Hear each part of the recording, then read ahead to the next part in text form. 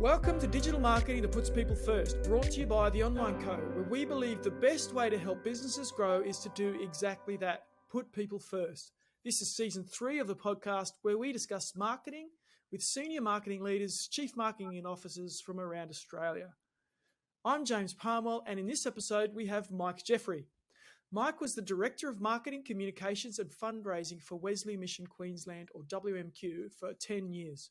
WMQ is a large not-for-profit with over 3,000 employees and over 2,400 volunteers. WMQ works in aged care, retirement living, community care, and dozens of related areas. In 2021, Mike finished up with WMQ and became the CEO of a tech startup called Plus Communities. Plus Communities is a customizable app that brings communities together in the aged care and retirement living space. Mike has been working for, in, and with community organisations for the past 30 years. He has a passion for helping those in need, regardless of socioeconomic status, age, and circumstances. As CEO at Plus Communities, he gets to be deeply embedded in helping communities do community better through the software they use to connect, engage, and manage their members. But the outcomes are the same. Lives are changed and communities thrive.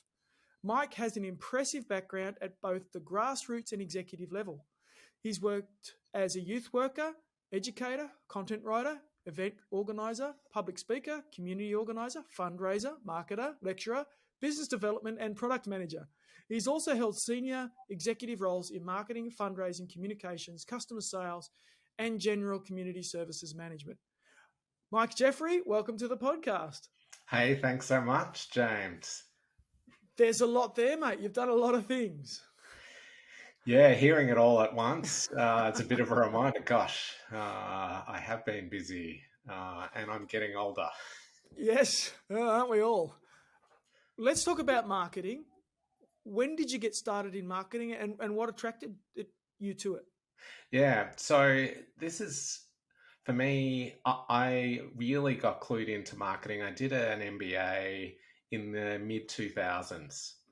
And had an opportunity to specialize and choose a specialization, and I chose marketing. And one of the reasons that I did that was that when I thought back about the previous 10 years and the work that I was doing, even though I had different job titles, you know, youth worker, educator, community services manager, a lot of what I was doing or that I was interested in was marketing. You know, I was running an event, so then how do I get a whole bunch of people to attend that event? I'm developing products. How am I going to sell that product and promote that product so that people buy it? You know, I'm developing curriculum. How am I going to make sure that people can understand it, use it?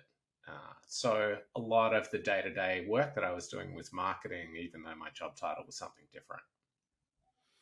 Okay, and you're doing a lot of things in the not-for-profit space and in care type of organisations. Yeah. So you're obviously exposed to a lot of people in that process. Was it the marketing part of your role that particularly sort of stimulated you and interested you, or was there something else? Was it the care side and the marketing supported that? I think when you are focused on supporting people in need, you're trying to understand what it is that's going on for them, what their needs are, how I can help. And often I ended up in a role where I'm working with lots of people trying to connect with those people in need. And so when you've got responsibilities for the organization, you're thinking about what's unique about who you are, what's your identity as an organization? How do you communicate that? How do you connect that to people in need and solve that problem for people? Or in my case, if I'm not in a frontline caring capacity, then how do I help those people who are on the front line to tell their stories, to communicate the passion that they have, the love that they have for the people that they work with, and help connect them with others. Right. So, there's this theme here around communication and helping people understand. So this is the general public understand what you do. Yeah. and you mentioned stories as well. Tell me how you take these organizations and then you translate, like you got all these people, and then you translate that into something like understandable for the public. Yeah, that is, and I think for a marketer, particularly at a CMO level, you take on responsibility for the identity of the organization. Who are we? What do we want on about? What's special about us? What's unique? Why are we valuable to others? What's our point of difference? And you're trying to capture that on behalf of all of your stakeholders and communicate that back to people. And I think understanding what that is really, really important. And it's easy to kind of get lost in what that means. But I think, even if you are running a small business and there's 3 of you, then you have a product that you're trying to sell. You need to understand what's significant or unique or special about that. Then you've got to understand, well, who are the buyers for that product? What are their needs? What's important to them? And how do you connect those 2 things together? And that is true in a large organization and in a small organization. And in marketing, it's your role to connect those things. So that function of taking what the organization does and communicating it to the wider public is the same whether you're 3 or 3,000. Yeah, and you've got to take the time to understand the customer. And I mean, I guess we spend a lot of time talking about that, because I guess you will have some stakeholders going, we need leads, we need sales, we need fundraising, we need money. And I don't want to poo-poo that, because the organisation does, right? It needs finance to run. But if you don't put the person at the end of the process, the customer first, well, you don't get the finance. That's exactly it. You've got to really have a clear understanding of what their needs are, that customer. If you're ever going to connect with them and you're ever going to have something valuable that they want to buy. I think that next step in terms of, in a large organization, you've got managers and directors and executives who are concerned, I've got a budget, I need to deliver on my sales targets. How are you going to help me do that? Well, then you can, once you know those 2 things, you can move to that next step. Okay, well, let's figure that out. You can jump into the metrics and work out the total number of customers that you need and the leads you're going to have to generate in order to achieve those targets. So, but you can't do that with any success without knowing the answer to the first 2 questions. So you talked about the customer's needs, and in WMQ and also in Plus Communities, you're in the same industry, just quite different roles, and I definitely want to pick that apart. But you understand their needs, right? How have you gone about that? Is it just sort of a function of your starting at grassroots as a youth worker and actually doing it and growing through, or did you interview people within the organisation to see what their experiences were? What did that look like? Yeah, it is all of those things. You can do all of the formal research in developing out your understanding of who your buyers, who your customers are, and doing those surveys and building out your buyer personas and what jobs do they have to be done, and developing a whole spreadsheet of data that you want to collect. And then you can interview those people and then make sure that the assumptions that you've made from talking with staff match the reality in terms of what customers are actually telling you. But at the end of the day, even with that information, it doesn't mean that everyone is telling the truth or that that's actually real. Because without the experimentation and the discovery of actually testing, trialing, you can still come unstuck, because they make a decision to purchase based on something that you haven't yet surfaced. And that's really important to get to. Yes, those underlying factors. So I guess there's always a tension between planning and execution. That there's a level of planning that you can do and should do, but you really don't start learning till you hit the ground and you're actually out there doing whichever tactic you're choosing. Yeah.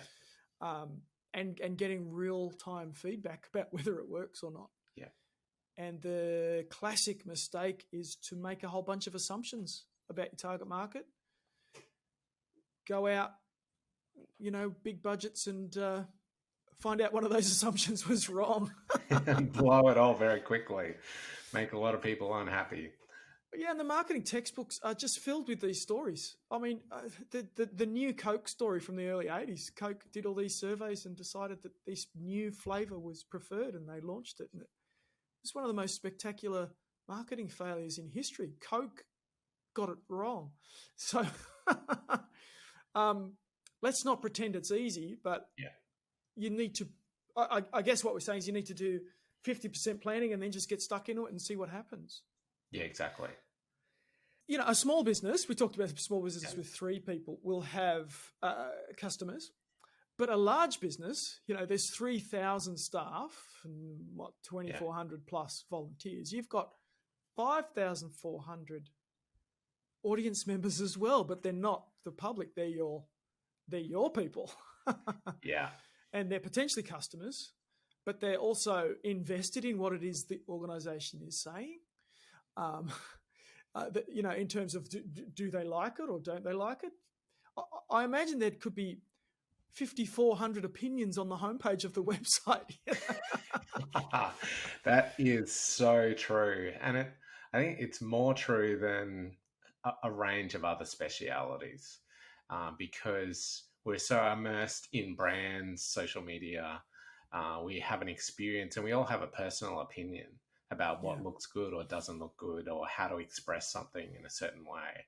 So how do you balance the insights and expertise of the manager and the service director versus the insights and expertise of the content specialist or the marketing copywriter, for example?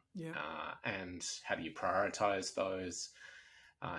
Stakeholder management, I think, for a CMO or an executive is a big chunk of what you need to do, and figuring out which battles you need to win and which ones you are happy to lose, Yes. Because like you said, in terms of assumptions that we make or which strategy is going to work, the results speak for themselves.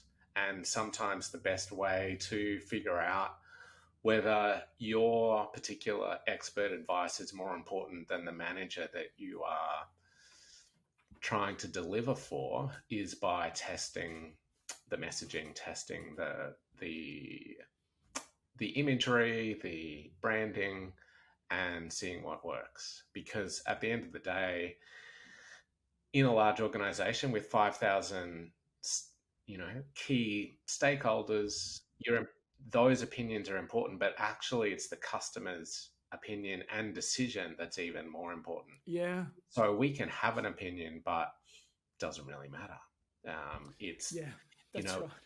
Because if those customers are not converting in a way that's meaningful or useful to the organization, then you've got a problem. And as a collective group of individuals, you've got to figure that out.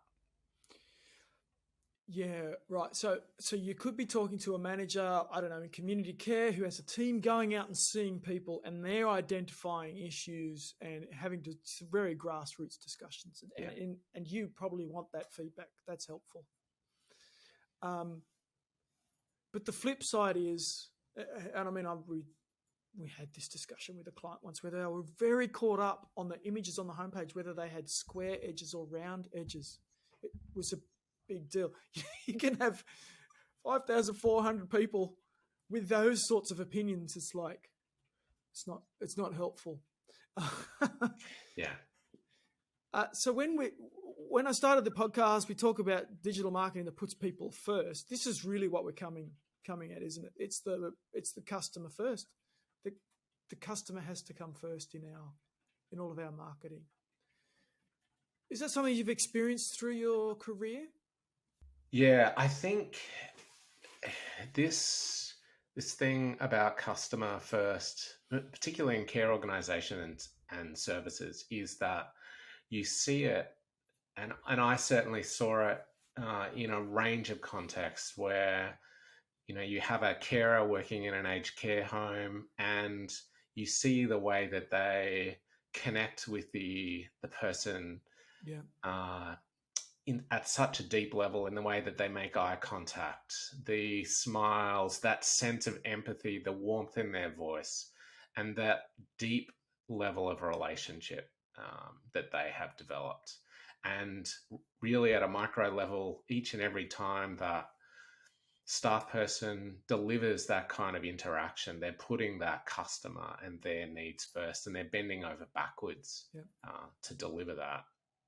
In my context today, that relationship with the customer in a B2B SaaS world is still just as important. My ability to, with existing customers, build that trust and grow that relationship. And an example of that for me is that we went through a tender process with a really big customer last year.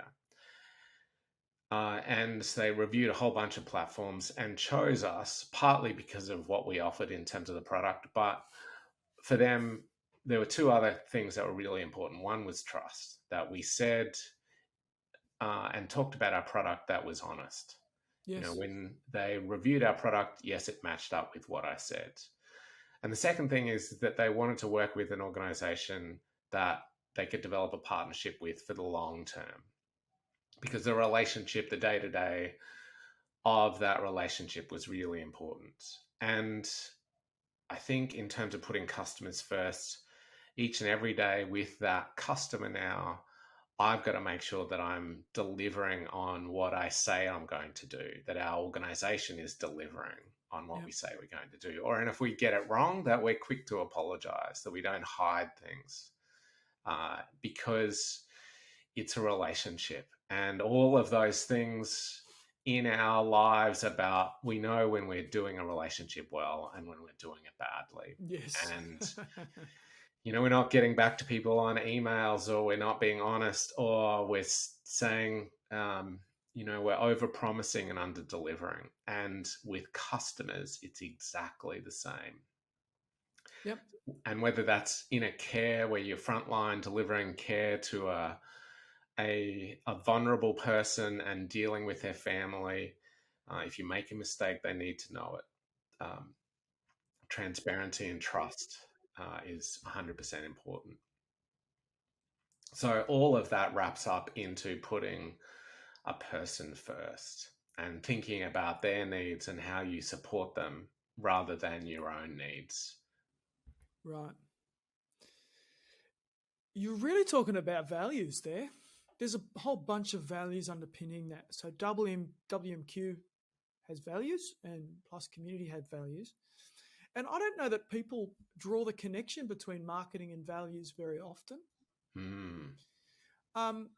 Because what we do talk about is points of difference. Yeah. What is it that I do differently? And I do wonder if potentially, if you've got 4 values, 4 of those points of difference should be those 4 values. This is what we stand for. This is what we believe in. One of ours is partnership. And so when we're bringing in new clients, we're always assessing them. Are these guys partners, or are they just looking for a service, or it's some quick turnaround? So we are looking for long-term partners, because we know that's where we do our best work. And they're also generally terrific people to work with. So then that comes out in the marketing, and then it comes out in the ongoing service and how we behave, and assessing whether we're performing or not. And it links back to the marketing and comms with your your staff of 5,500 people, that you're representing the organisation on a values level as well. Because if you're nobody else is actually doing that. Like the accounts department aren't communicating values, and the sales department. It's the marketing guys that will put their hand up and say, "This is what we stand for." Your identity. How did that work? What are the values of WMQ and Plus Communities, and how did that work? Yeah, I think that was one of the things when I was at Wesley Mission Queensland. I had an opportunity to jump into our values, and as an executive, you're seeking to understand what our values are and how we live those out. And WMQ had a really great, and does have a really great program in terms of reinforcing values, and that Right. called the Wesley Charter, and running days with cross sections of staff from across the organisation in terms of understanding what our values are, where they come from, how does that impact the way that we work, and the difference that we make in people's lives in terms of our customers, and reinforcing that and thinking that through across the whole organisation. And I think that's understanding your values and how that translates to how you work is so critical, because it's part of your identity, understanding who we are, the ways that we work, how we treat each other, and how we relate to the people in need that we support and work with. And I think, that all organizations will have values. They'll do a better job, for better or worse, in terms of living those out. And it won't necessarily be, everyone seeks to generate a great customer experience, put people first. And it's not consistently easy to do. And it's not the only reason that people will buy your product or service. But if you don't have that nailed, you don't get the right to play, I think, over the long term, because people just won't. They might buy you once, but they won't buy you twice. They certainly won't buy you 3 times. They're not. And I think we haven't talked about this yet, but for Wesley Mission Queensland and also Plus Communities, where that all translates is the kind of marketing strategies or tactics that actually work. And in a large care-focused organisation, there are tight budgets, small margins. You're trying to deliver maximum value to people in need. So you want to make sure that the outcomes are focused on service delivery. There's low overheads, low margins. And in a small business or in a startup capacity, you've got limited budgets. You don't have the capacity to spend a whole stack of money on branding or awareness campaigning.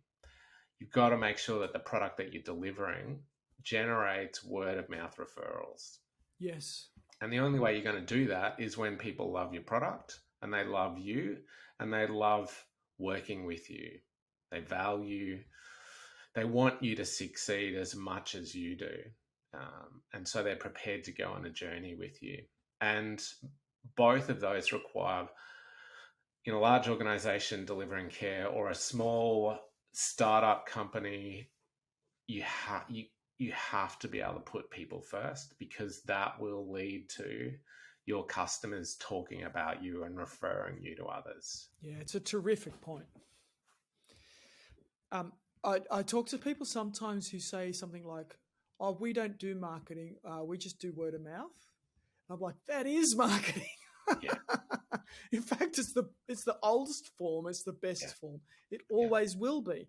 Now, everything else can support that. But essentially what you're saying is that my product and my service needs to be good enough that people talk about me. Yeah, exactly. I had a great experience. Plus Community is so helpful. And they're talking to somebody else and go, "Oh, it's made such a difference." Yeah. And, there's no better marketing than that. Exactly. Recently, I was talking with a potential customer who was a warm introduction, a warm referral from somebody who was familiar, and this person had already done their research, had spoken to others using our product, and had really positive things to say. And well, now sitting in a sales context, well, I'm in a good position. They know who I am. I've been introduced by somebody they trust, and they've already done their research. So when I do get to talk about our uniqueness or what's special, there's already a level of credibility and trust. And that's not because I was running a massively successful advertising campaign or, had my brand looking amazing and my website, whether I'd chosen round edges or sharp edges on those photos, or the best messaging. It's just making sure that I've got a good product, that I'm trustworthy, and if I'm going to spend some money, how do I support, augment, and wrap around things that are going to support and reinforce that word of mouth referral, that trust, increase that brand awareness, and slowly ripple out. I think it was my first lecture at uni when I was studying marketing. They taught us about the 4 Ps. And I remember thinking, oh, okay, because one of them's promotion. That's what I thought marketing was. And I think that's what most people think it is promotion's 1 P. The place, which is sort of distribution, where can I buy it? Price is another one. And then product. Hello. If my product is good, better, or superior, it will sell itself. All the others are important. Like I'm not discounting the others, but I guess we forget that we should offer something that's unique or superior or better or different. And that itself is marketing. Exactly. And if you've got something, figuring out who your market is that your product is unique or valuable or special to, because it's incredibly hard to compete with everyone. And there's only a certain number of people who are going to choose you and your product. Right. And there's a lot of wisdom just in that simple statement, Mike, that, if you're trying to market to everyone, you're almost certainly marketing to no one. You have to make your message so bland and unappealing to appeal to everyone. So you might as well choose the people you're going to market to and get specific. And that rules people in and out. And it's fine because there's loads of other companies that'll pick up the people you're not marketing to that, no one's missing out. You're just choosing the people that you are going to work with. Yeah, exactly. And that's a daily reminder for me. When you're running a company, you need to make sales, you've got budgets to make, and you can be overwhelmed or worried about what your competitors are doing or the fact that you didn't sign that particular organization. But then you get back to, well, how many customers do I actually need this year? Yeah. Who are they? Where are they going to come from? I don't need to own the entire market. I'm not going to. There's plenty of room for multiple products, and that the product that we have matches a certain need for a certain type of organization. It's not going to meet everyone's needs, but it's going to work with this particular set of customers who are trying to solve this particular set of problems. Yeah. And I need to stay focused on that. And that removes a whole bunch of noise. Oh, yes, noise and overwhelm. Yes. And being disappointed when somebody doesn't choose me. And it comes back to identity, doesn't it? This is our identity. This is who we are. This is our values. This is what we do. Yes. And for us, sometimes people go with another agency and I'm like, that's pretty good. They weren't a fit for us anyway. Yeah. On a number of levels. Now, tell me about the jump from director at WMQ, one of thousands of people, to CEO of a startup with not many people around. That's it must have been a massive mental gear shift. Yeah, probably the big thing is that in a large organization, you have teams of people to work with, and you're a generalist rather than a specialist, and you're looking to employ people who are specialists to solve particular problems for the organization, and you're managing lots of stakeholders. You focus on, you know, you get caught up in all sorts of other executive decisions, workplace health and safety, risk management. Right. And in a smaller organization, you are back to on the tools. There's no, because you need to grow the organization. You need to do the bits that you don't have somebody else to do. You can't, and you don't have the budget to go and employ somebody. So you've just got to figure out how you're going to get it done. So it's been very satisfying it's like getting back to the basics of just the day-to-day of talking to customers. Yep.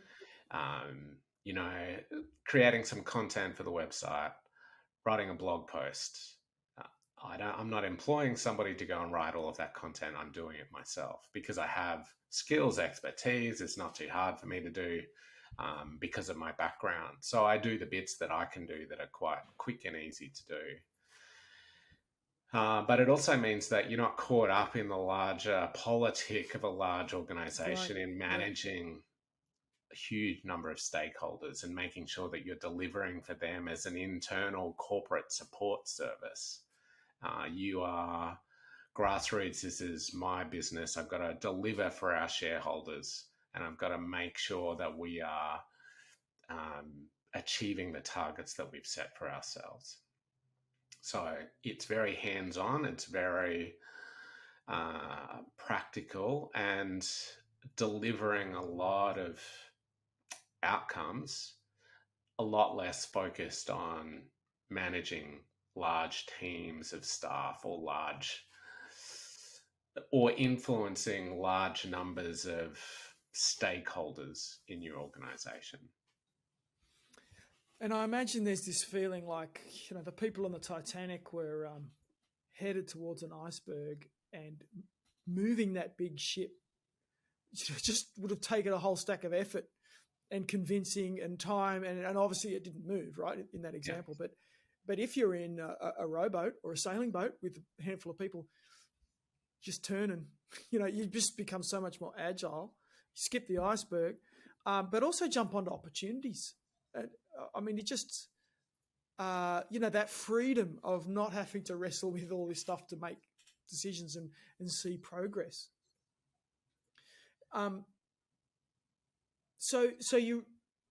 Moving from slow-moving organization to a much faster-moving organization. Was there a feeling of freedom and, excitement and thrill? Oh, totally.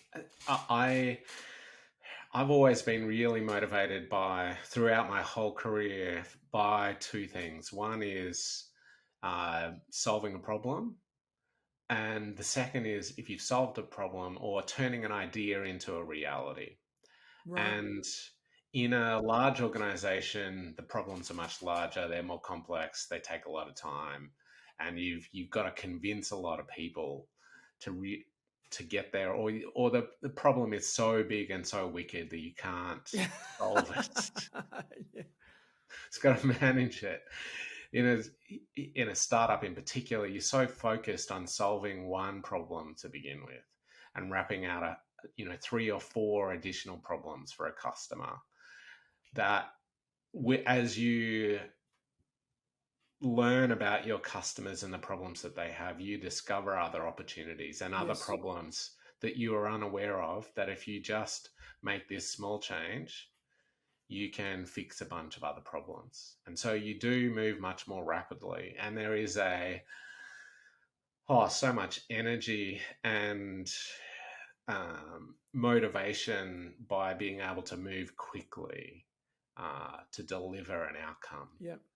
particularly when you're in B2B SaaS, you're developing a product and you've got developers who, you're constantly refining and developing that product roadmap based on feedback from customers. And the excitement you get, oh, wow, we can finally, we can solve this problem now for those customers. Yes. And you do that and they get really excited. And then, okay, well, let's go and solve this next problem. And it's a very tangible improvement process. The feedback's fast. Yeah, exactly. And you get this chance to also jump way outside of what your customers are focused on right now to other things that they're not even aware of. And imagine, well, not only is it a problem, but here's an opportunity that that they might be really interested in, that is not in the day-to-day, but is a big picture challenge for them. Yeah, cool. Well, I'm glad you're enjoying that. As I speak to different businesses of all shapes and sizes, from corporates to small business, it's my observation that most businesses struggle with marketing. It's like, of all the functions in a business, it's the most kind of it's the magic box. It's like this, the mystery box. Sorry, it's like it's a bit of art and creativity and graphic design, but it's also a bit of science and data and but then there's this whole psychology part to it of understanding people, and there's this big tech side of, be it programming in a particular language or building out campaigns and all that, and it's just like and then people struggle. If you were to give advice to other marketers, maybe executive marketers like yourself or business owners who are wrestling with that, what would you say to them? Yeah, there are really 4 things that stand out for me, and I've been talking about 2 of them over the last hour. Yeah. And the first one is about understanding what your product is, your uniqueness, what's special about you, really being clear on that. What problem is it that you're solving for your customers that want to purchase from you? The second one is being really clear about who your buyer is and what their needs are. Because if you can understand who your buyer is, what their needs are, and why they would purchase from you, then and you know what they value about your product, then you can get into the tactics of marketing. Yes. But if you don't know those 2 things, then you're never going to have any, doesn't matter what tactic you use, you're just going to come unstuck. I'll jump in there. That's probably the number one mistake I see people, is their tactic first, not people first. And what you're saying is that once you understand, well, your product or service, and you understand your customer, the tactics then become obvious. Yeah. But it shouldn't be the other way around. And people waste money and time because we need Google ads, or, we need SEO or whatever it is, when they haven't asked them. Yeah, totally.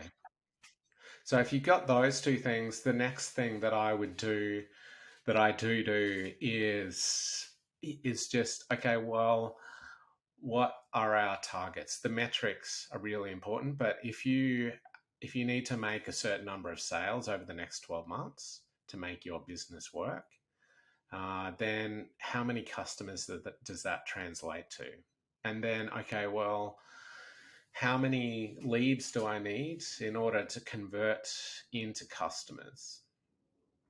And if I can figure out those 2 things, then you can start to deal with all of the other things about, like you said early on, in terms of the 4 Ps, where's the best place to promote my product, and all of the strategies and tactics that I might need to use to connect my product with those potential buyers.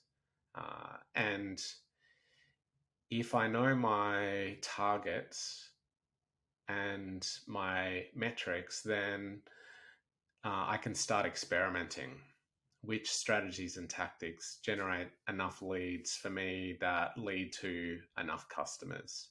And then if I've got something that's working, how do I decrease the cost of acquiring that customer and decrease the cost of generating the leads in the first place? There's a couple of really good points there, Mike, because one is, to actually know the outcome you're looking for. Yeah. And when we're setting targets and metrics, it's very rare for me to meet someone that's done that. And it's year 7 maths, so it's not about the complexity of it. I need 10 sales. In order to get 10 sales, I need 30 leads. In order to get 30 leads, I need to be doing these activities. Yes. And then you're measuring. It's not complicated, but people typically don't know what they want, and that's the first bit. I just wonder if business owners should take an afternoon out of their business, go and sit under a tree, or on the beach or something, and just think about, what is it that I want? And even if you set a goal and it's stupid, and I've set these just unrealistic, crazy, silly stuff, well, then you miss it by a mile, and you go, all right, I'm going to set a better goal next year. I got some funny. I won't bore you with them. Some funny stories of how badly I've missed it over, setting goals over the years. I think that's very true, though, in terms of without that, and it is, there's, in a startup context, there's all sorts of ways to set realistic goals in terms of growth rates, but for more mature businesses, I think you will have all of that past performance to go on. And you can, sometimes it's hard if you're not doing marketing yourself or you don't have a lot of expertise, there's questions that you can ask of your marketing team that will be helpful for that. Yeah, and then you've really put the tactics last in the process, which I think is terrific advice. One insight there is that when you're with WMQ, you're really dealing with a household name. I don't know if you ever did a survey of sort of brand recognition, but I imagine in Brisbane, 7, 8, 9 out of 10 people would have heard of WMQ. Yes. Like Anglicare or Uniting, people have. There's only so many at that level, but like nobody's heard of. Well, when you started, nobody had heard of Plus Communities because it didn't exist a few weeks ago. Yeah, it's a brand new brand. How do you tweak brand awareness versus lead gen in that smaller context? It goes back to making sure that you have a product that people love and word of mouth referrals. So because a brand is partly about what you create, but it is in the eyes of the customer based on their experience with you. So regardless of the logo, the look and feel, it's their experience of your product. Does it actually solve a problem? Is it easy to use? Does it do what they need them to do? Is it priced in a way that's valuable to them compared to the competition? Are you trustworthy? All of those values come in and out in the way that you live out your brand. Yeah. How I present to customers when my community manager onboards staff, if she's friendly, approachable, enthusiastic, encouraging, that all is translating in terms of the brand. You can do a lot in your people, in how you live out your brand, regardless of how fancy your logo is or how consistent your colors are, or that your messaging is perfect. Often in small organizations, you can mess around with trying to get that. Your taglines and your website, you can turn yourself in knots in trying to get that right. In the meantime, you're not consistent in terms of how you're treating your customers and getting back to them on time. So I think your brand is how you live that out early on and as a small organization, and that word of mouth like I said in that story before, is people have heard of you, and you've got an introduction from somebody who already knows you, um, even though when that warm introduction is introducing you to somebody who's not heard of you before, but your brand is coming via another person. Yeah, yeah, because they've touched and experienced your brand, so they're the carrier. Yeah, so I think then, particularly in small organizations, you don't have a lot of money.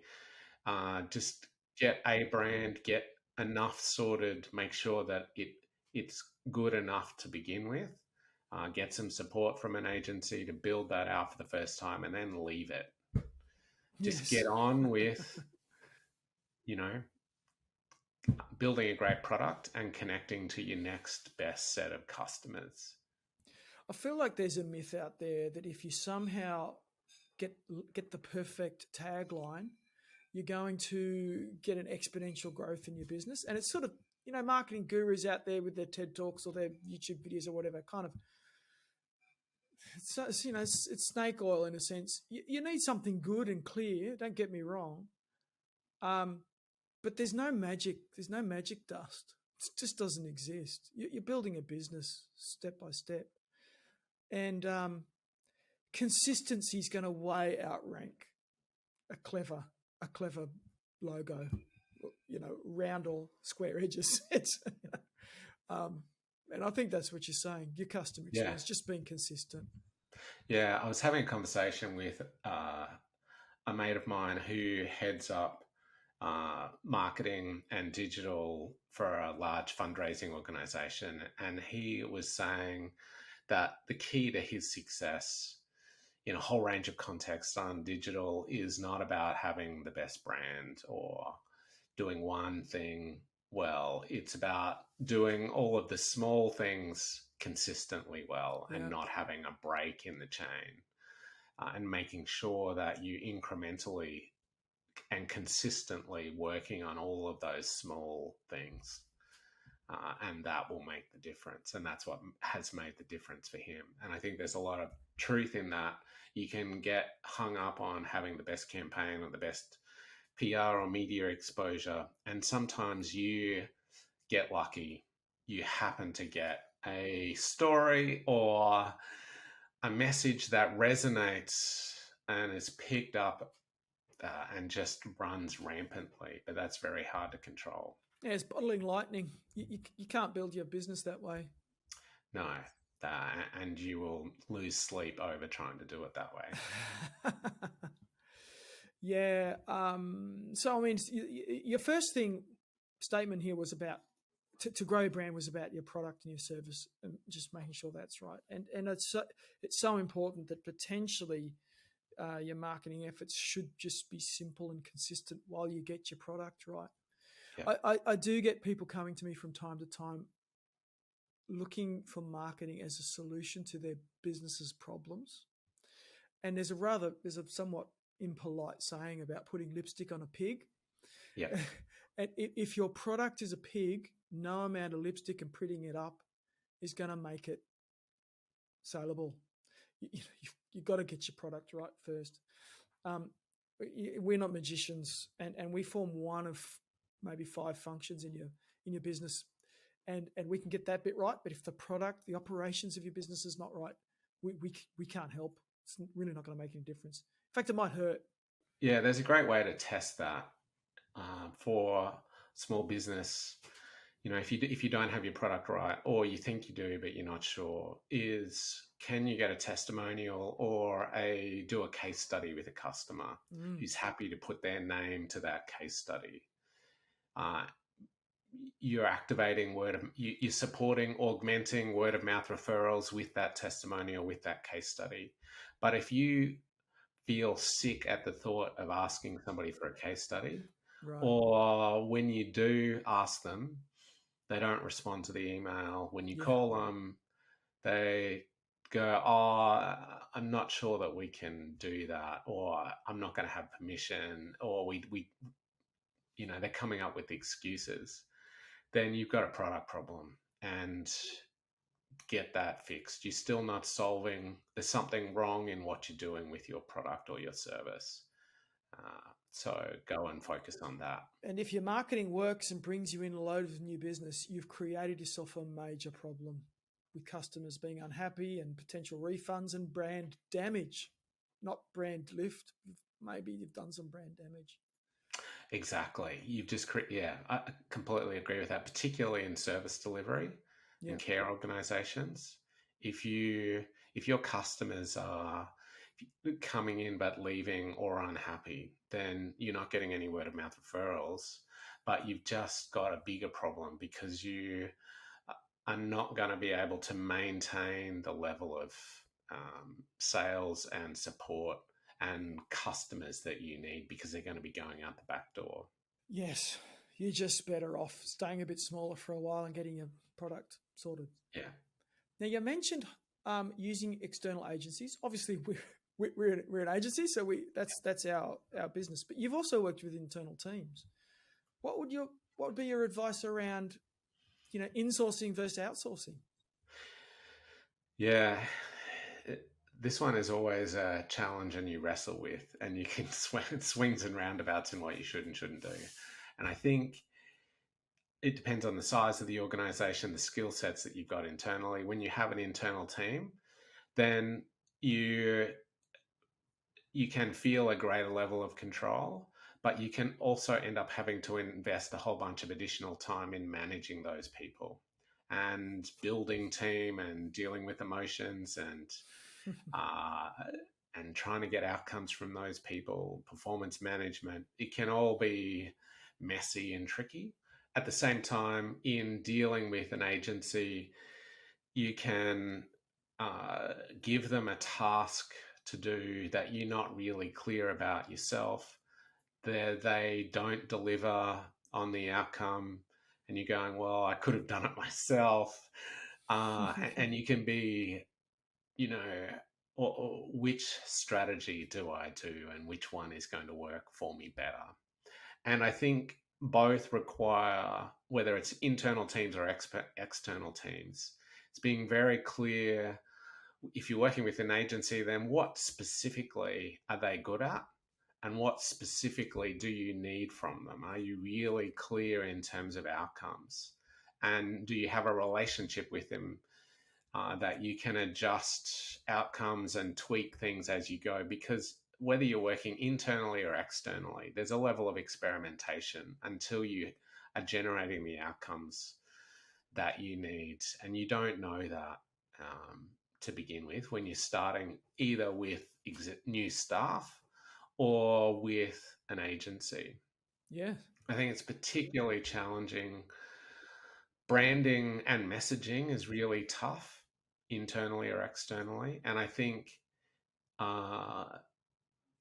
doing the hard work yourself to understand and wrestle and sit with your own identity is really important even before you talk with an agency. I think on the internal side, then the making sure that the people that you are choosing to work with have demonstrated that they've delivered in the past, and then that they're a great fit culturally. Culturally. If you don't have those two things, all of the other things aren't going to matter. So I think choosing an agency that you trust, that you can work with from a relationship perspective, and that you have done the work yourself to know what you need and you want, so that you can actually communicate that to the agency so that they can help you, because otherwise they're going to not be able to help you. You're going to feel frustrated and not get the outcomes that you need. You're actually saying that you, as the business owner or as the marketing executive, need to own the part that you need to own, and that is the overall direction, and it's the values, and it might be the marketing and branding and your unique space. Yeah, good attempt to clarify what I was trying to say there, but I think you're right. It's when we mentioned before doing the hard work about how many sales do you actually need and why? What are your targets are? If you don't know what those things are before you talk to a marketing agency, or if you don't understand what your brand is or your unique identity is, it's going to take a lot of work for the agency to figure that out. And they're not you, and they're working with multiple different clients, and they're trying to reflect and capture what you're saying. But you need to do the work yourself first to understand some of those things, or be prepared if you are working with an agency that it's going to take time to get that right. And they may not get it right the first time or the second time because they're not you. They're not living inside your organization day to day and getting all of that feedback from staff and customers about who you are. Yeah, and potentially if you're not clear on that and you hire someone, well, they're going to struggle to figure that out too. Now, maybe they get there a bit quicker because they're spending 40 hours a week instead of, a fraction of that, and they're living in the organization. But again, it's your leadership around what that looks like. Yeah. And essentially you're saying, what is it I want? What's the outcome I want? Data-wise as well. Because otherwise you can't measure success. Yeah. And then it's just going to be looking at your, the skills inside your organization and saying, we do have this, but we don't have that. So I should fill that gap and that gap. And ultimately, if you're smart about that, an agency can be cheaper because you might be paying for 5 hours a month of someone's skill then instead of hiring someone full time. That is 100% correct.